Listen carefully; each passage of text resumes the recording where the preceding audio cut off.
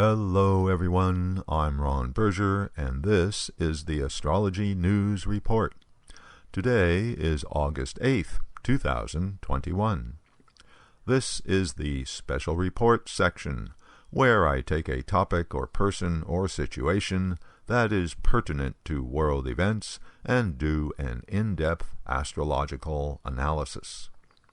This will be an update analysis on what's been going on in the chart of President Joe Biden and in the USA chart and what's coming up in the near future. So, Mr. Biden is still in the Rahu Sub-period of his Jupiter major period, as he was when he got elected last year. The Jupiter major period is beneficial in general for everyone, since Jupiter is the great benefic of Vedic astrology. Biden's natal Jupiter occupies his ninth house of good fortune and destiny. But since his Jupiter is retrograde, he had to wait for the end of its period to realize its full potential. The Rahu Sub-period is known for great ambition and potential for success, and here it is posited in his 10th house of status and position, in Leo, the sign of kings and leaders. So, Mr. Biden's karmic timeline shows now is the time for him to realize his destiny and ambition, to be the leader. The Rahu Sub-period of the Jupiter major period puts special emphasis on the qualities of Rahu. Remember that Rahu is one of the demons. Demons have powerful desires, even obsession. Demons will do whatever it takes to achieve their aims. So, the demon's significator is in his house of public deeds, status, reputation, which means Biden is willing to do whatever it takes to get his ambitions accomplished. But he's up against some stubborn opposition. That's his natal Saturn in his 7th house of direct opponents, opposing his Sun in the 1st house. Also, Rahu is an eclipse point. In other words, it obscures things.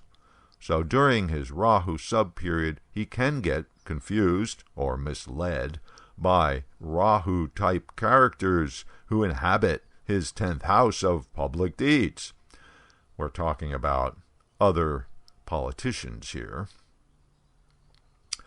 This part of Mr. Biden's personal karmic timeline will continue for one more year, until September 2022, when he will begin his Saturn major period.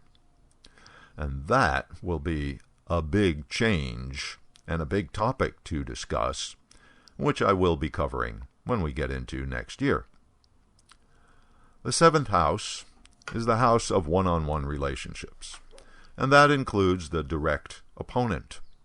A planet transiting in the 7th house adds its energy to that part of the chart.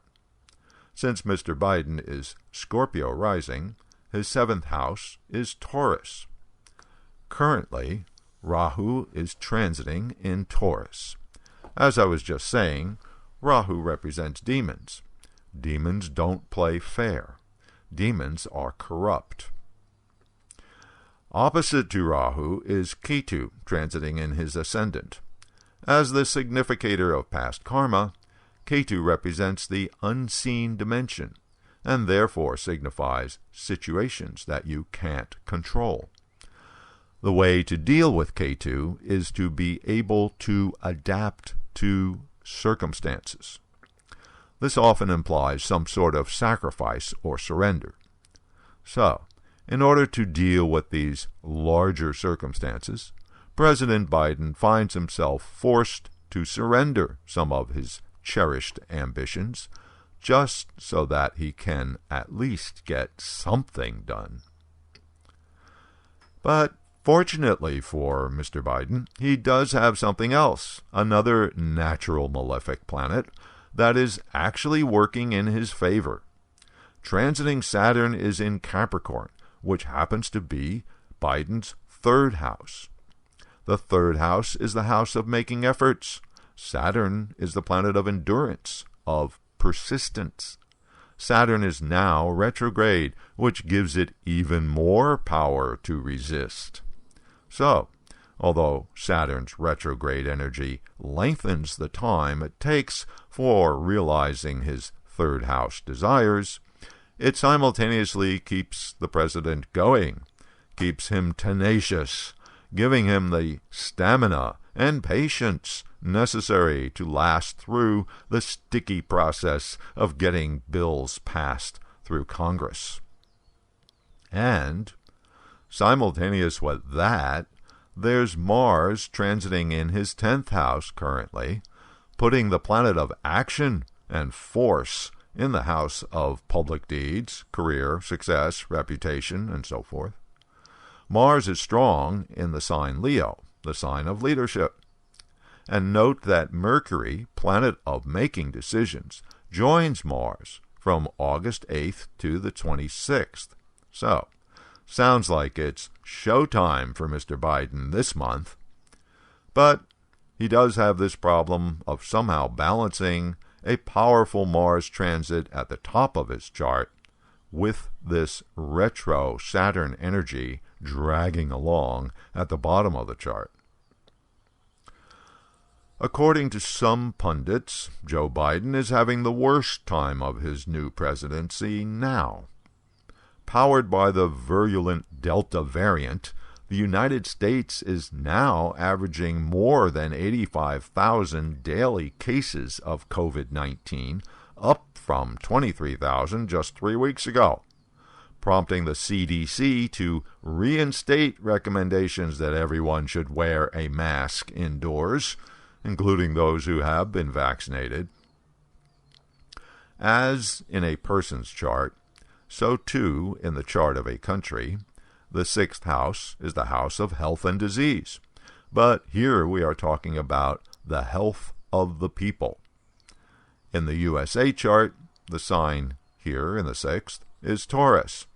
And that means that Rahu is transiting in this sector. Rahu in the 6th can be both good and bad. As the significator of innovation and invention, Rahu in the 6th promotes innovative ways of dealing with the nation's health issues. But, as an eclipse point, Rahu indicates obscuring and confusion.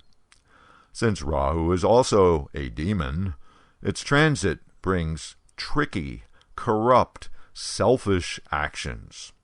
Demons are benighted.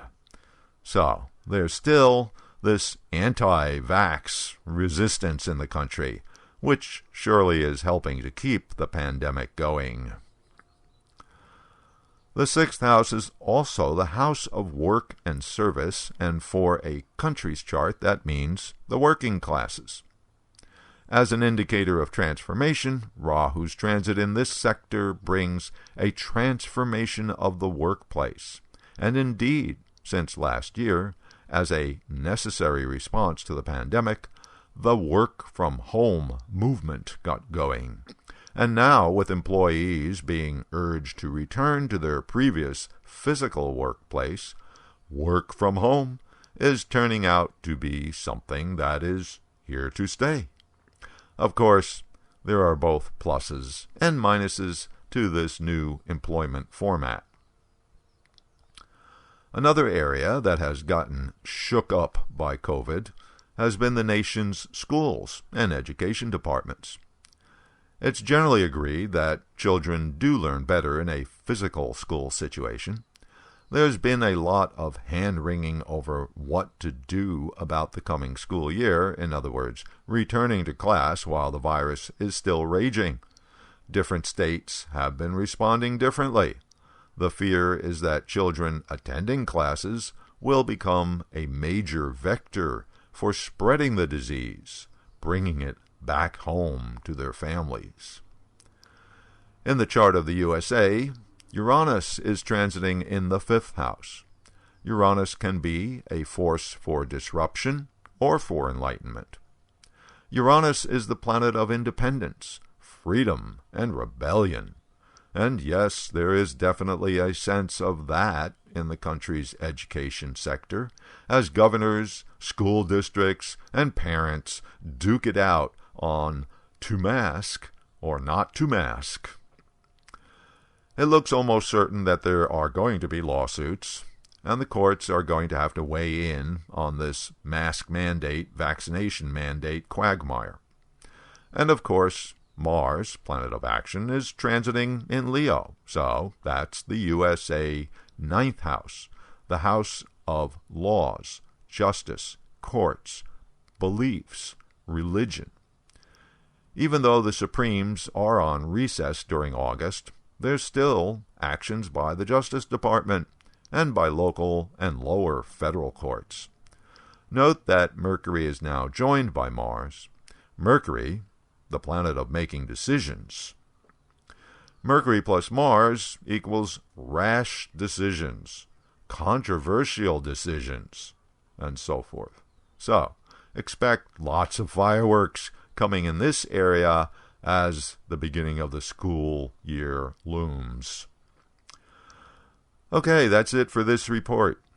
Next week will be an analysis of Uranus stationary and Uranus retrograde, and what's coming up when other planets interact with the planet of rebellion. So, until then...